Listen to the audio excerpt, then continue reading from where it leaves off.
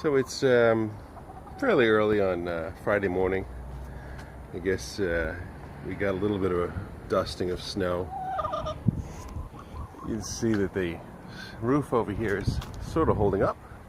I have some adjustments to do. We got a little coating, not much. The good news is just enough to be able to tell if there was footprints in here. And I don't believe there were any more footprints. So whatever came through the other day in the snow apparently hasn't come back. An example would be like over here. I've seen plenty of times where on this walk from here to here, something will have walked across the snow and left footprints, but there's nothing there today. Nothing over here today like there was yesterday. So hopefully whatever it was did come through, didn't find anything, and crossed it off the list of places to stop for potential food. I would imagine it must have known that there was something living here, something like chickens. So today the girls are kicking their straw out of the coop, or out of the cage, as they do so well. They've got some buttermilk biscuits that they're having fun with. They each have their own, so there's no hostility. Looks like I may have lost one to the nesting box, because I only see 4 out here. What's the matter, Chica? You gotta lay an egg? Yes? No? Maybe? And in here at the supermarket, they have a clearance section in the produce area. So there was this funky purple stuff and equally funky white kind of leafed stuff that the girls are starting to chow on at the moment. In fact, here's the 5th one, doing a little acrobatics on the roosts that I have in here, which this is where Sydney decides occasionally to sleep or want to spend the night. I've been putting her into the coop manually, essentially, or coaxing her in, but they like it. Something to do. But this purple and orangey green stuff, whatever it was, I couldn't tell you. I guess it's some sort of a cabbage, but the girls are eating it. I put some out the other day, and you can see there's still some left, so they're not wild about it, but as an alternative to dirt, they seem to be okay with it after time. So that's it. Little update on the coop and backyard. Still have. Let's head over this way. I've been waiting a few days now since we've had a kind of a wet cold snap. That most of the wood I have, which is outside, has not dried. So I haven't gone ahead with building my chicken tractor, but the objective is to build it within the confines of this trailer. So once the sun hits, it'll dry that out. You can see there's a tiny little bit of warping going on with it. I should probably put anything of weight on top of it just to keep it down a little bit. So put that there, which is next to nothing, but I'll get to it. This would be a good idea too. That's a good one. I got 3 of them. I might as well use them. But just to keep that straight as it's drying.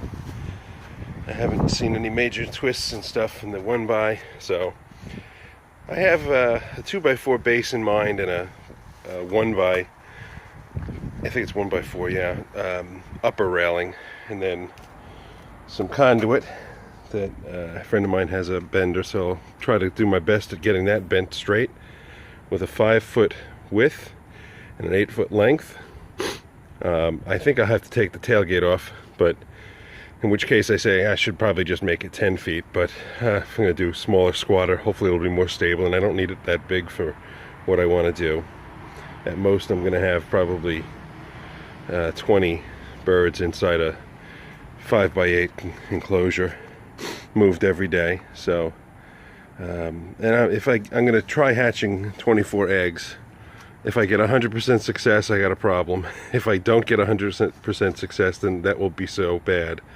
If I get 20 or less, that would be fine for in here.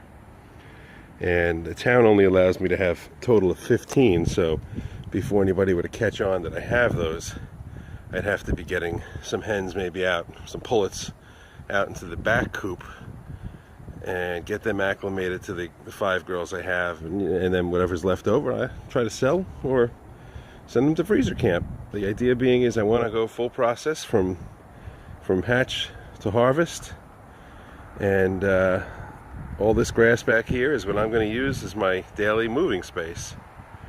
I plan on measuring out the square footage that I have, but I have several kind of long straight runs like over here.